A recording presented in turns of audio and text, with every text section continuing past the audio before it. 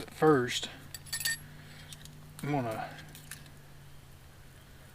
heat this up, disinfect it in case there's any bacteria or coronavirus.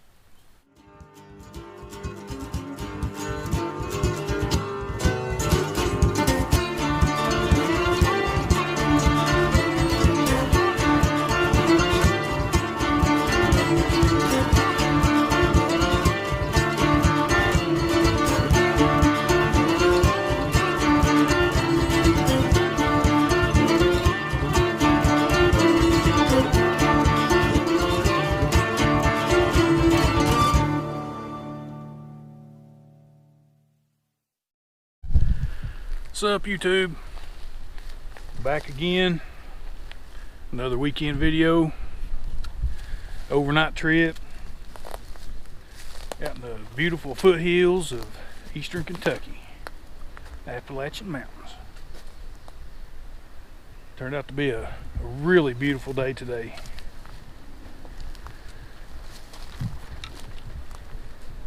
I've got a few plans for this trip. One is I'm going to take this bed that I made, the one I made on my last trip. I'm going to redo it.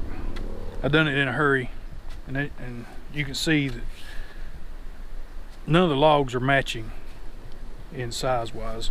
So I'm going to start at the back since it leans downhill. I'm going to start at the back, put the fattest logs, and then work my way down to the smallest.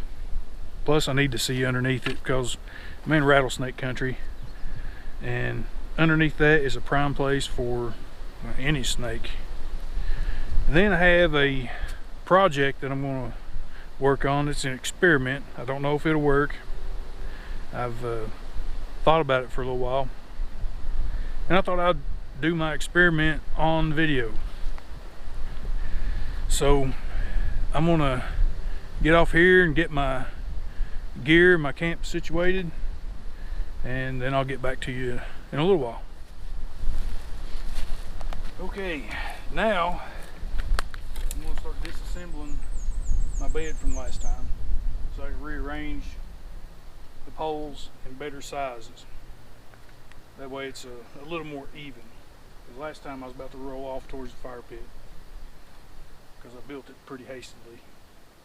But I'm going to take it apart using my walking stick just in case there are copperheads or rattlesnakes here, which is very possible.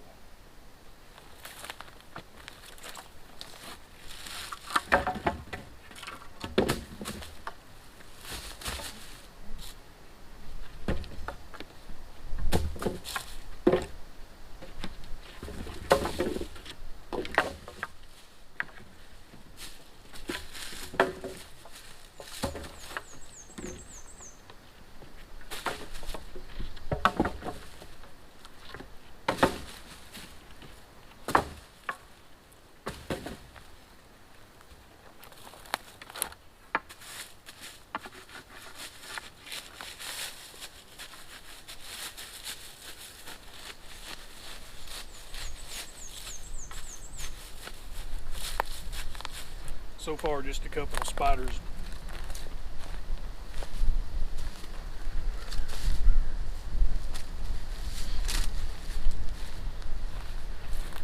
My rake is still here too. That's going to come in handy.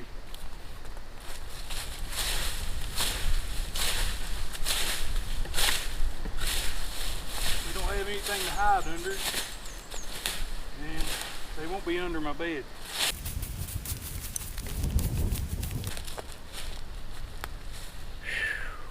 Sometimes in life you just got to slow down and pay attention to what's around you.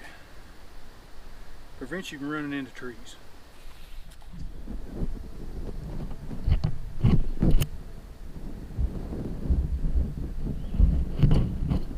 I don't know if you can see him.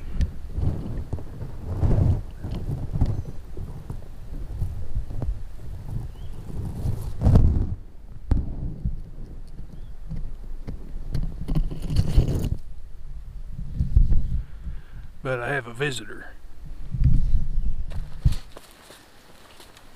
Now that I've swept all the debris away, I'm going to start rebuilding my bed. Starting with the larger diameter pieces in the back, then working my way to the front, going smaller with each step.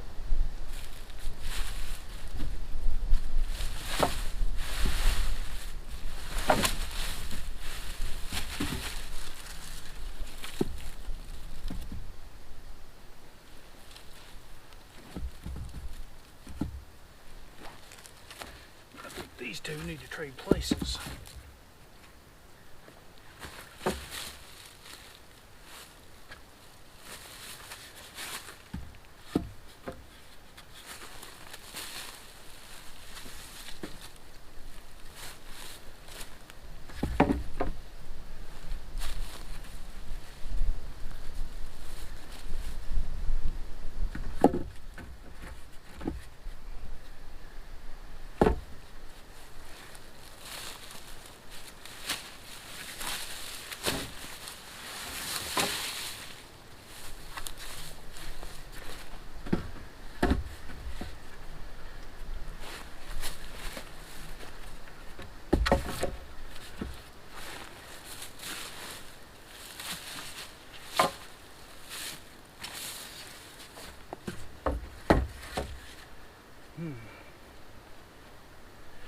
That one's not going to work so well. Put it towards the back.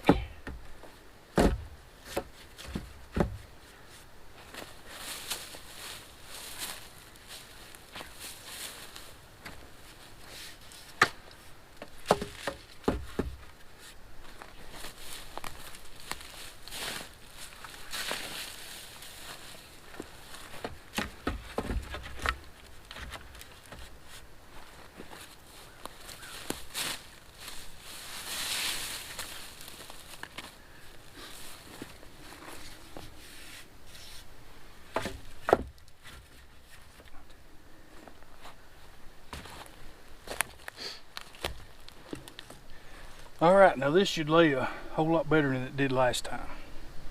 A lot better. Which means better sleep for me tonight.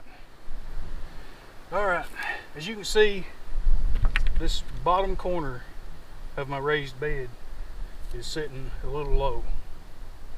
So to fix that, I'm going to raise this block up, this log, and put a rock under it to shim it up.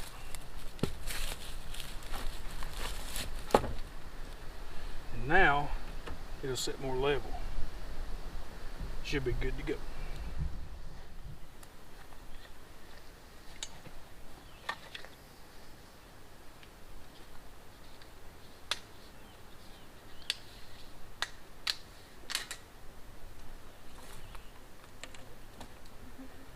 Found a better place to hang my bag.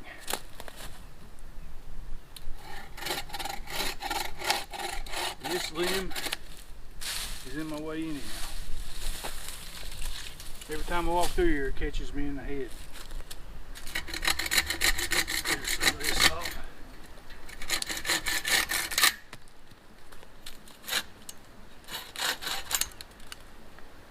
Alright, now I can hang my bag here and it's out of the way.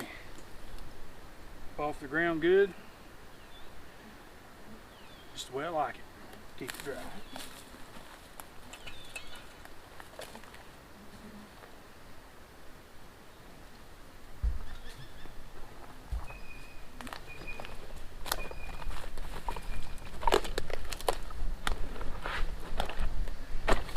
There we go.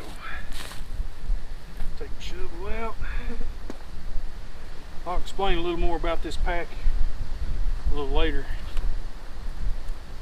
I love it. Back in a while. Okay, this is my gear loadout. I have a Black & Decker small shovel, short-handled shovel. My son's Estwing camp hatchet. A Fisker's buck saw for greenwood. A Gerber multi-tool. And for lighting, I have a rechargeable Bushnell headlamp. I have 2 power banks made by Blackweb that can charge my camera, my lights, all my lights, my phone, charge everything. My rechargeable lamp, my small collapsible hanging lamp, my tent stakes. I can't remember the name right off the top of my head, but I have the information at home. I'll do a review and explain in more detail about these tent stakes. I love them. And right here, I bought a trail cam from Walmart. And this is the part that really upsets me. This is the manual that came with it to explain how to use this trail cam. And the problem that I have with it, nowhere in this manual does it have English language. So when I try to use this trail cam, I'm just guessing. I mean, nowhere in this manual is English. It's all Spanish and languages. I have no idea what it is, but that really aggravates me. If you're going to sell a product in an English speaking country, you should print the manual in English. Bad review for Wild Game Innovations. If you're going to sell in America, put it in English. I have a whetstone for sharpening my knife and my axe. Some paracord.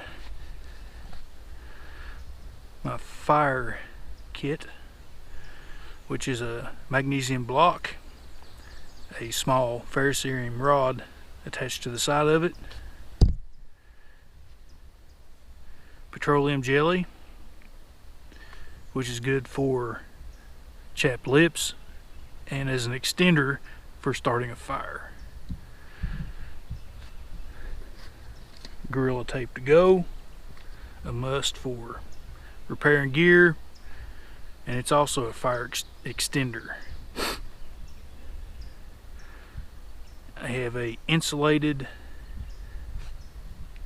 hydro flask, water bottle, my Stanley cook set, my granite stone frying pan, and that is a new piece of gear. It's a grill that opens up, has a handle. You put what you're going to roast over the fire inside, fold the handle out, has a locking ring, and then you put it over the coals, and when it's time to turn it over to cook the other side, you literally just pick it up, flip it, and set it down. I'm hoping it works well. We'll find out. And then my sleep system, Condor Jungle Bivy sleeping bag, has a bug net rated for 40 degrees, and the bag is rated for 40 degrees. But I'm here to tell you, when it drops below 50, you're going to get cold. But for this time of year and tonight, low 60s, it'll be exactly what I need. Then I have the Climate Static V insulated inflatable mat, and the Climate XL inflatable pillow. And for additional warmth, I have a long sleeve shirt and a toki In Canada, it's known as a toque. In the States, some people call it a toque, a beanie, toboggan, a toque. I call it a toque. It's to keep my head warm, because if you've watched my videos, you know I don't have any hair outside my beard. And then my bag, I have Alps Outdoors hunting bag. It has 2 flaps on the back side that are also pouches, both of them are pouches. It has a little pouch at the bottom that you can pull out of a secret compartment that's originally designed for a rifle butt or a bow if you're a bow hunter, because this is a hunting backpack. And it has a adjustable strap to fasten in the buttstock, or in my case, my camp axe, or my camp shovel and my bow saw. They both, the ends of them, fit down in this pouch, and I can fasten them in with this strap, tighten them down. And then this set of straps fastens them in up here at the top. And at the bottom, it has 2 straps that I can use to attach my tarp. It's just a cheap woodland camo tarp from Walmart, 8x10. It's probably 12 bucks. Inside the bag, I can't remember how many liters it is because I've had it for a long time. It has multiple pouches that you can use to organize whatever kind of gear that you want. It has a water bladder pouch, huge compartment. It has a large side compartment that I carry my water bottle in, and it has a place on the side where I can store an additional water bottle in this flexible mesh pouch. And then it has straps that I can attach it in, strap it in so it doesn't go anywhere. And I have also used my one-man tent, fits down in here and straps in for when I want to go on a regular camping trip. The waistband has 2 small pouches, which I use for fire kit, and when I bring a compass, my compass goes in there. Just things that I might want to get to on the trail without having to drop my pack. And this is one of the bonuses to this pack. It can be adjusted. It has an internal frame, and it can be adjusted for different sizes: XL, large, medium, small, extra small. Lots of padding for the back, breathable mesh padding. It's really nice. I enjoy it. And it has another feature. Let me find the actual zipper. It's down here.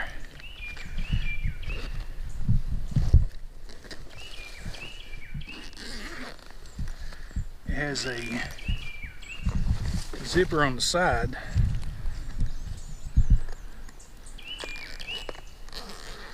that you can unzip, and the pack extends out another 4 inches to where you can carry extra gear. I thought that was a really nice feature to this pack. But I am not in need of using that feature at the moment. Has a H2O outlet where you can use a water bladder and run the drinking hose out, and it clips on the side of the straps. This is a really good pack. Altogether, this loadout is 25 pounds. I have another smaller pack that I carried by hand that has my food in it, and I think it weighs like 5 pounds, so total weight that I'm carrying is around 30 pounds. Well, I'm gonna get off here and situate my food, and I'll show you what I have there.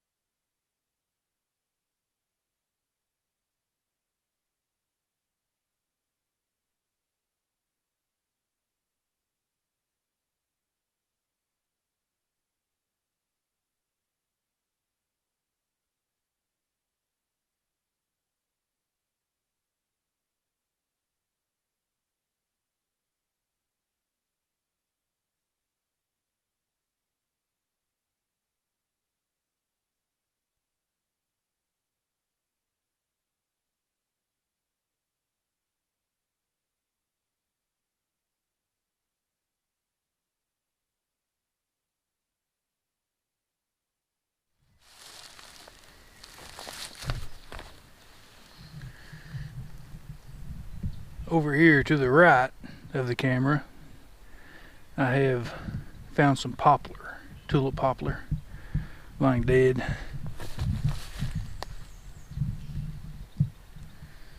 And slightly to the left of it,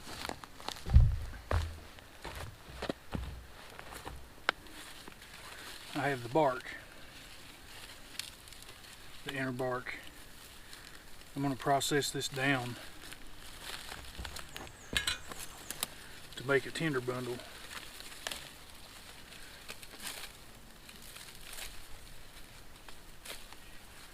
That can catch a spark.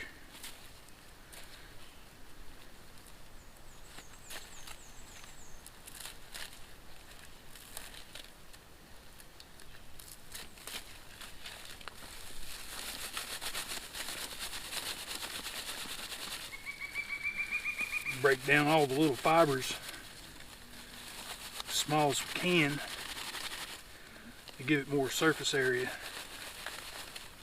in thinner strands that will accept a spark a lot better.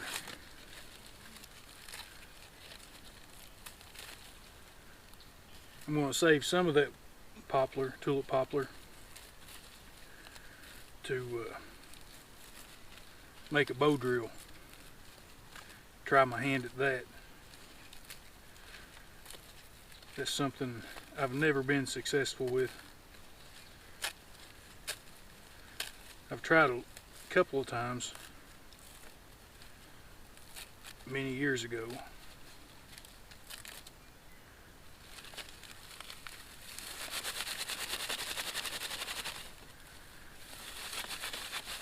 But now I'm going to try it again.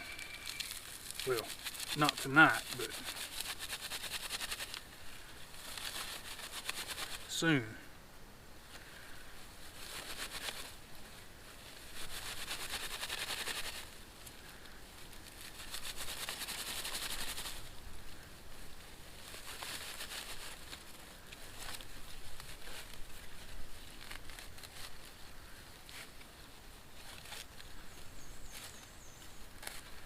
I'm going to try to get a fire started with just a spark using the bark from the tulip poplar.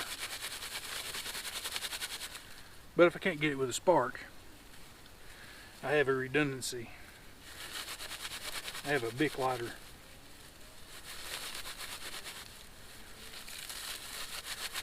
But that's only if I can't get a spark to take on this.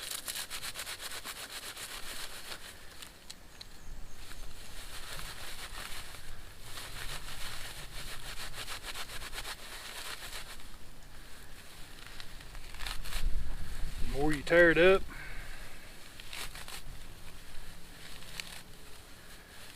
the more you rough it up, the better your chances.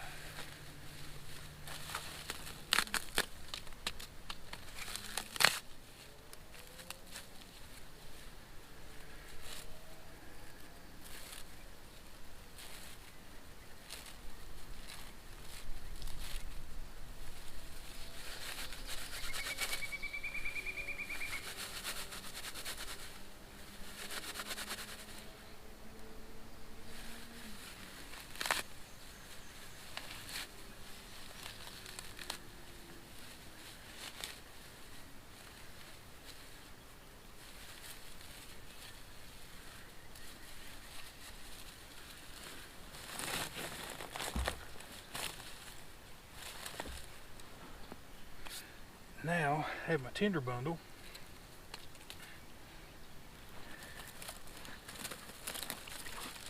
I have some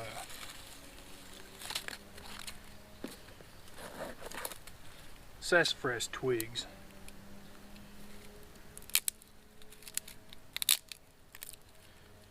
Which are extremely flammable.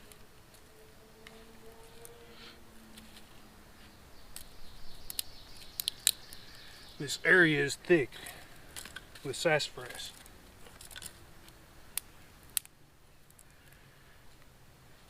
Sometime I'll do a video on sassafras tea. There's so much of it around here that it would not be hard.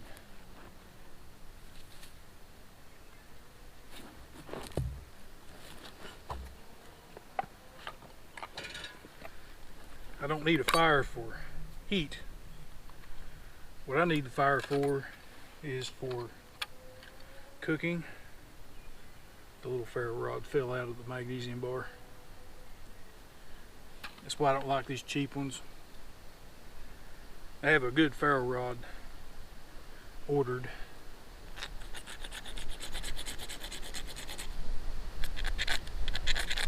Put some magnesium shavings down.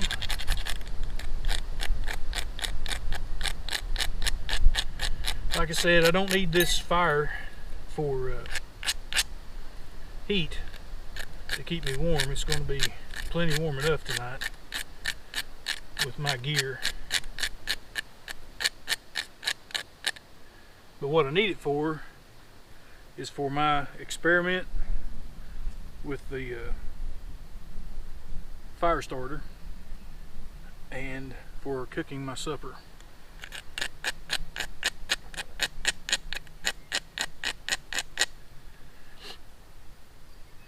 I've got some shavings on there. Let's see if I can get this to light.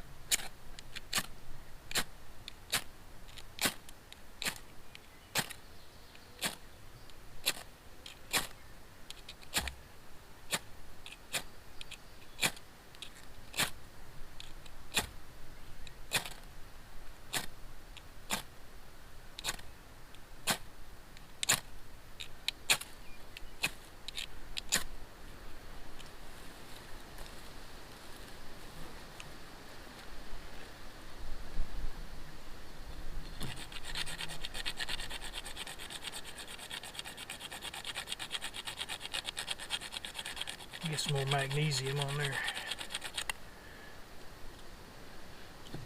It just rained a couple of days ago. This bark could be a little damp. Let's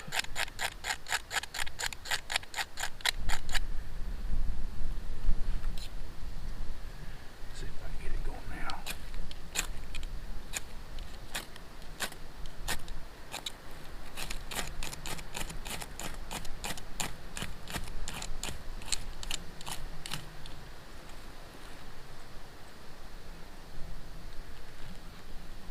That's why I don't like these cheapos.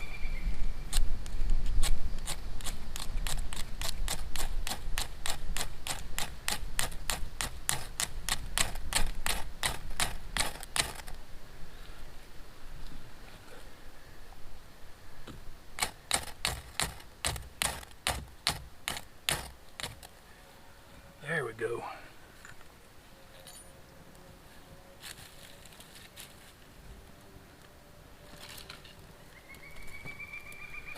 There we go.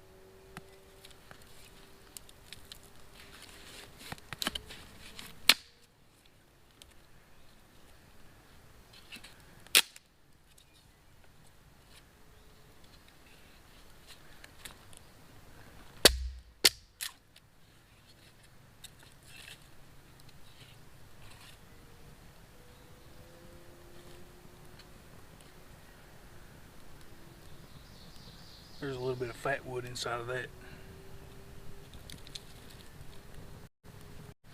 This is a downed red pine.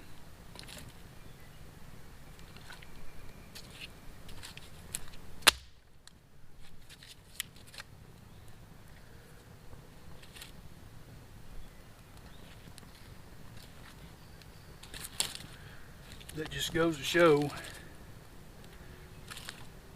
most of the time it takes some effort to get a fire going without using a lighter or an accelerant.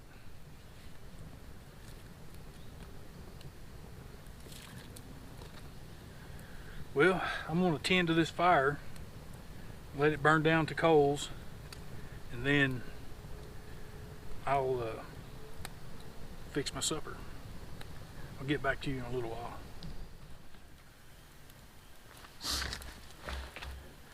Okay.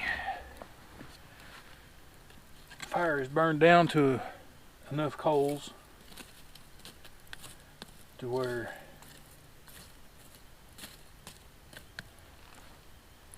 I can start fixing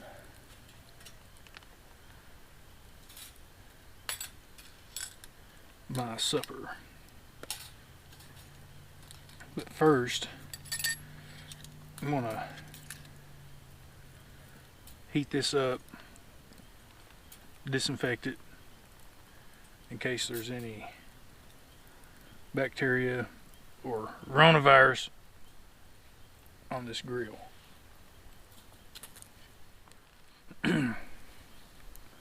First thing,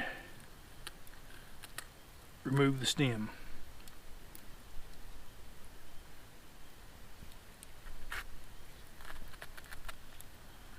and then cut it down the middle lengthwise.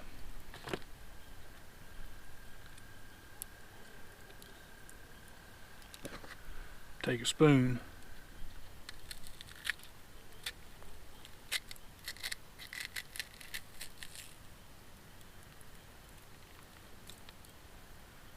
scrape the center core out on both halves.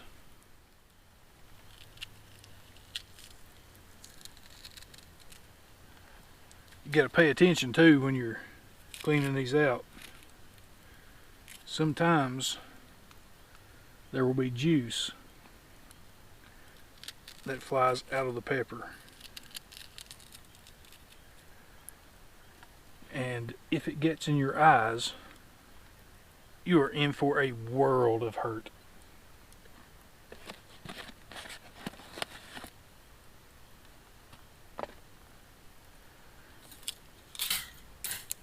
And I do mean a world of hurt.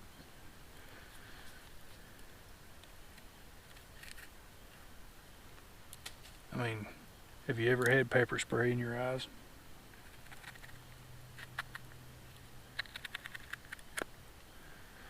I did once, by accident.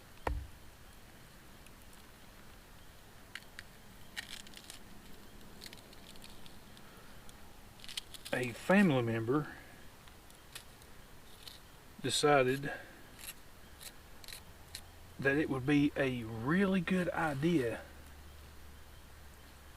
to spray a wasp nest with pepper spray without warning anyone that he was going to do it. The wind carried it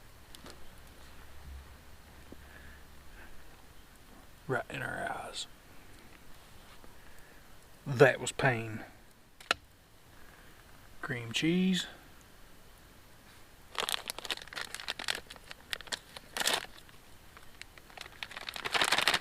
Shredded cheese. Unfortunately, I didn't bring a container to mix this in. Completely slipped my mind. So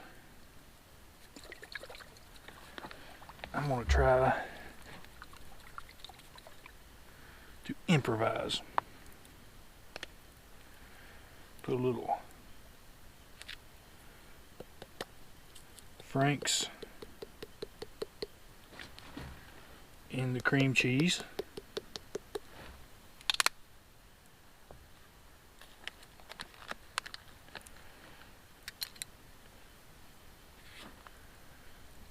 I'm going to mix it around.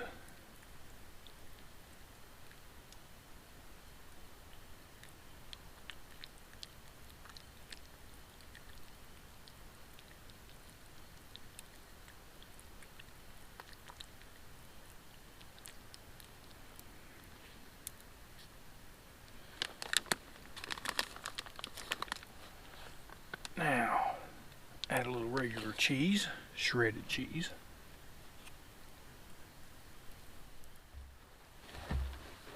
Okay, I've got the cheese mix all made up. Stuffed one of the peppers. I'm going to take one slice of bacon. If I can get it apart.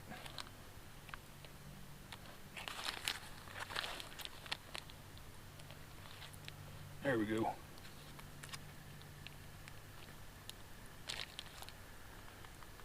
One slice of bacon.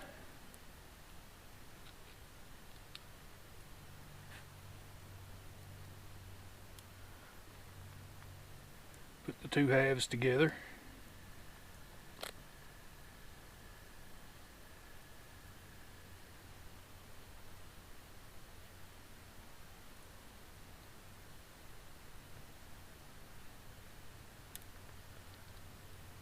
And then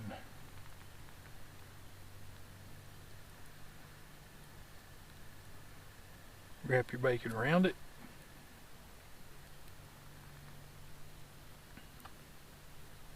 Take a stick,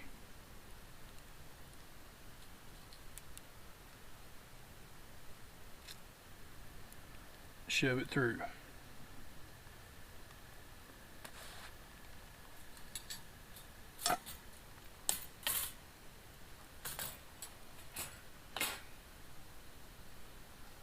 And there's one. Now, just wait till the bacon's done. And as soon as the bacon is finished, that means the inside is finished. The pepper is finished. Hopefully all the cheese won't cook out of it down onto the fire. Hopefully. See how these turned out. Pull out the stick. I'm pretty sure the bacon's done. Man, that looks good.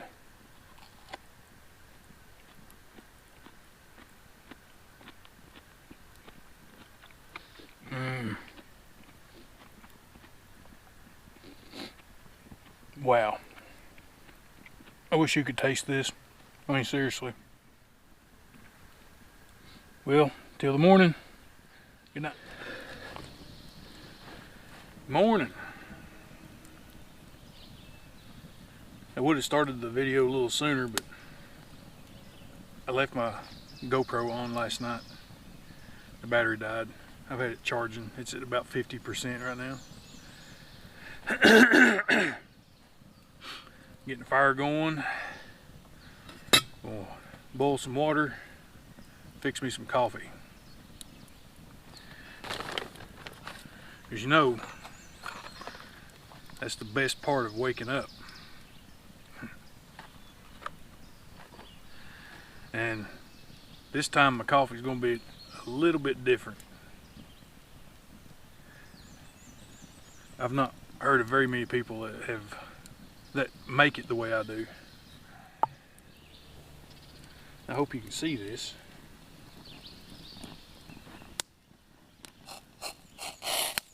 Whew, listen to that. Maybe I should pour it from the other side that wasn't next to the fire.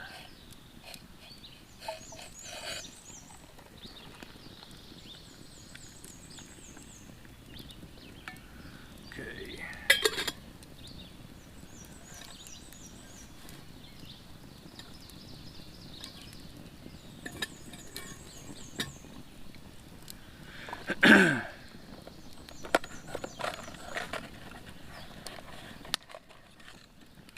Take my Folgers.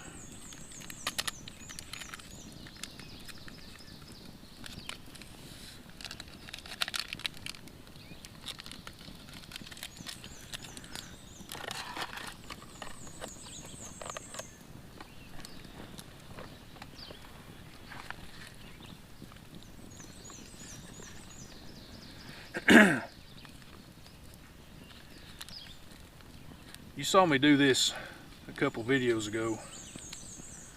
We'll put some hot chocolate in it. I tore the side of the pouch when I was taking them apart. I don't know why they put the packs together like that, but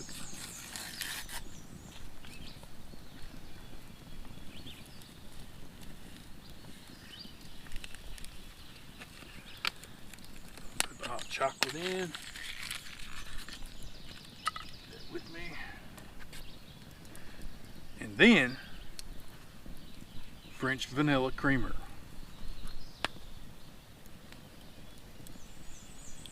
A little bit of that in there. You talk about good coffee.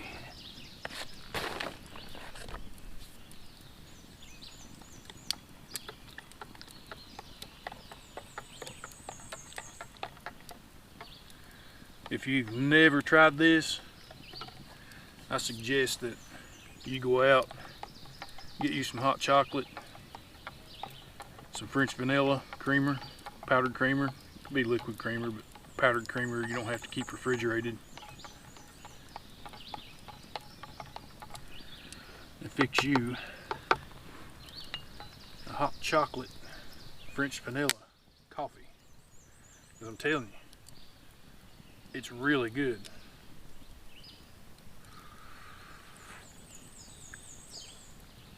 Oh yeah, that's the stuff right there. Needs to cool off just a little bit. Maybe I can pour a little bit of cool water in it. Cool it off a bit.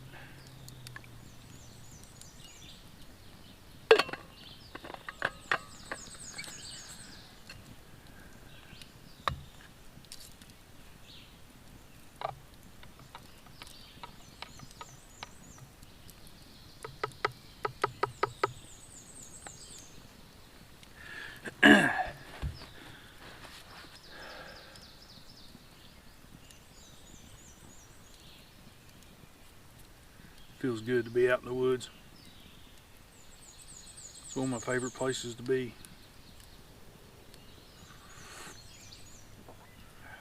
Oh yeah, that's good. One of my favorite places to be. I'm gonna get off here, finish my coffee, finish packing up my camp.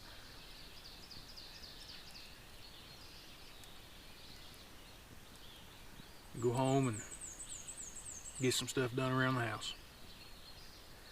I'd like to thank everybody for your views, those of you that actually tune in. Thank you for your views, for your support. I'd like to thank all the people that helped me out to get me out here to do these videos.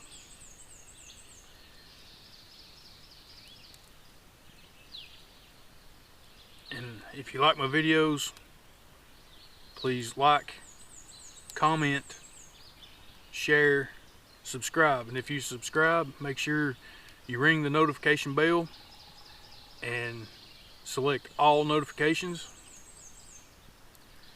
And hopefully, Lord willing, I'll be out next weekend for another video. Thanks.